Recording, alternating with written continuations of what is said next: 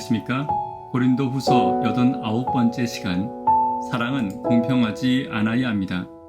사랑은 공평하지 않아야 합니다 라는 제목으로 하나님 말씀 증거하도록 하겠습니다. 본문의 말씀 고린도후서 12장 13절부터 있는 말씀 함께 읽습니다. 내 자신이 너희에게 폐를 끼치지 아니한 일 밖에 다른 교회보다 부족하게 한 것이 무엇이 있느냐? 너희는 나의 이 공평치 못한 것을 용서하라. 보라, 이제 세 번째 너희에게 가기를 예비하였으나 너희에게 폐를 끼치지 아니하리라. 나의 구하는 것은 너희 재물이 아니요 오직 너희니라. 어린아이가 부모를 위하여 재물을 저축하는 것이 아니요 이에 부모가 어린아이를 위하여 하느니라. 바울은 고린도 교회에 재정적 부담을 주지 않기 위해 여러 가지로 노력했습니다. 그러나 이것이 고린도 성도들에게 두 가지 오해를 불러왔습니다. 첫 번째는 바울의 사도권이 정당하지 않았기 때문에 고린도 교회에 재정적 지원을 요구하는 것에 당당하지 못하다는 오해였습니다. 두 번째 오해는 고린도 교회에 대한 바울의 사랑이 다른 교회에 비해 적었기 때문에 도움받는 것을 거절하고 있다는 오해였습니다. 그러나 바울이 재정적 지원을 거절한 것은 오히려 고린도 교회를 공평치 못한 사랑으로 더 사랑했기 때문입니다. 오늘도 교회와 성도를 사랑하는 사도의 깊은 사랑을 살피며 교회와 성도를 사랑하는 것은 어떤 것인지 다시 한번 살피는 시간이 되기를 간절히 바랍니다. 첫 번째로 사랑은 상대의 부담을 줄여주는 배려입니다. 13절입니다. 내 자신이 너희에게 폐를 끼치지 아니한 일 밖에 다른 교회보다 부족하게 한 것이 무엇이 있느냐? 너희는 나의 이 공평치 못한 것을 용서하라. 바울 당시에 사역하는 사도에게 교회와 성도가 공적으로나 개인적으로 일정 부분 재정적 지원을 담당하는 것은 당연한 의무였습니다. 그리고 이것이 사도들이 복음을 전하는 데 큰 힘이 되었고 그것으로 복음을 전하는 데만 집중할 수 있었습니다. 이것은 개인적인 도움이기도 했고 교회적인 도움이기도 했습니다.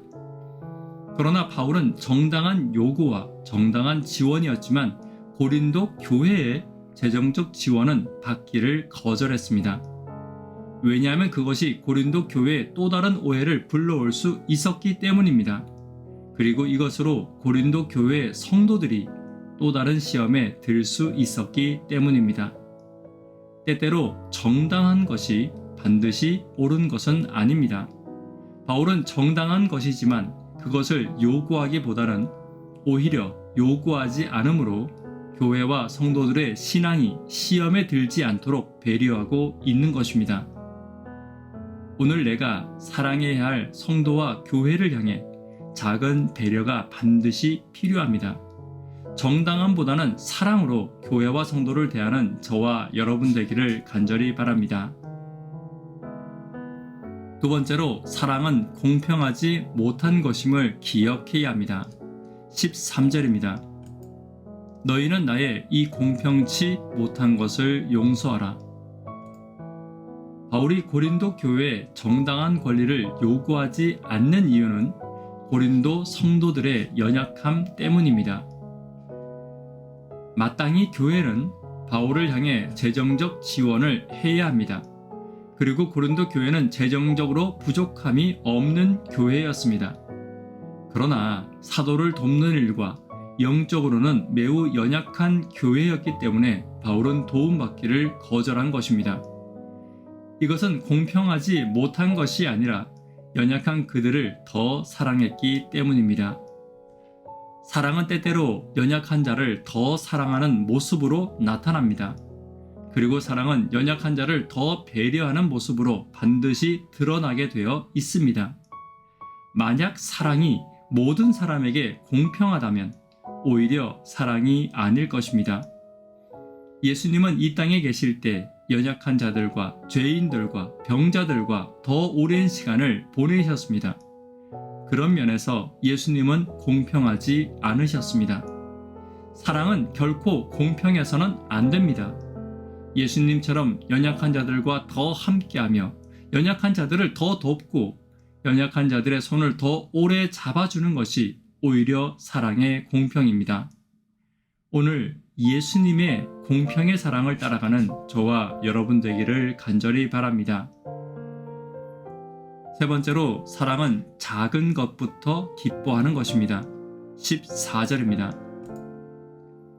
보라, 이제 세 번째 너희에게 가기를 예비하였으나 너희에게 폐를 끼치지 아니하리라. 나의 구하는 것은 너희 재물이 아니요 오직 너희니라. 바울은 고린도 교회에 여러 가지 오해와 핍박을 받았지만 교회를 포기하지 않았습니다. 결과적으로 바울의 이러한 자주 방문하는 일과 교회를 향한 끊임없는 사랑과 배려가 성도들을 하나씩 변화시키고 있었습니다. 특별히 교회적인 큰 변화보다 성도들 개인적인 변화가 먼저 일어나고 있었습니다. 성도들 안에서 거짓 교사들과 멀어지는 일들이 있었습니다.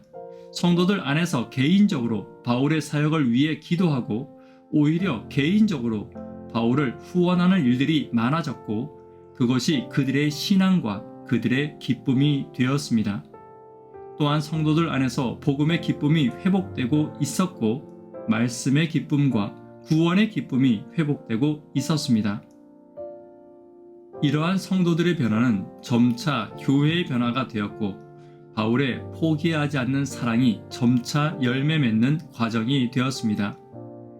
사랑은 당장의 열매를 바라보지 않습니다. 오히려 나무의 열매를 바라보는 농부의 심정과 같이 조금씩이라도 자라나기를 소망하며 작은 변화에도 큰 기쁨을 가지는 것이 사랑의 습성입니다. 부모는 자녀의 작은 걸음에도 기뻐하고 작은 변화에도 큰 소망을 가질 때가 있습니다. 마찬가지로 사랑은 작은 변화부터 기뻐하는 것입니다. 오늘 우리가 섬기는 교회와 성도를 포기하지 않아야 합니다. 포기하지 않는다면 반드시 변화될 것입니다. 그리고 작은 변화부터 기뻐한다면 하나님께서 반드시 큰 기쁨으로 우리에게 주실 것임을 잊지 않는 저와 여러분 되기를 간절히 바랍니다. 말씀에 결론 맺도록 하겠습니다.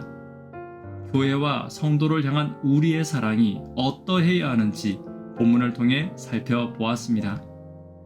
사랑은 상대의 부담을 줄여주는 배려가 되어야 합니다. 사랑은 연약한 자를 더 사랑하는 공평하지 않음이 있어야 합니다. 사랑은 작은 것부터 기뻐하는 것임을 잊지 않는 저와 여러분 되기를 간절히 바랍니다. 기도 제목 함께 나누도록 하겠습니다. 구도자분들을 위해 기도 부탁드립니다. 하루 10분 하나님과 동역하기를 위해 간절히 기도 부탁드립니다. 청년, 학생, 어린이를 위해 더 간절히 기도 부탁드립니다. 예수님의 배려와 사랑과 기쁨을 담는 내가 되기를 위해 기도 부탁드립니다. 이 시간 개인적으로 기도하도록 하겠습니다.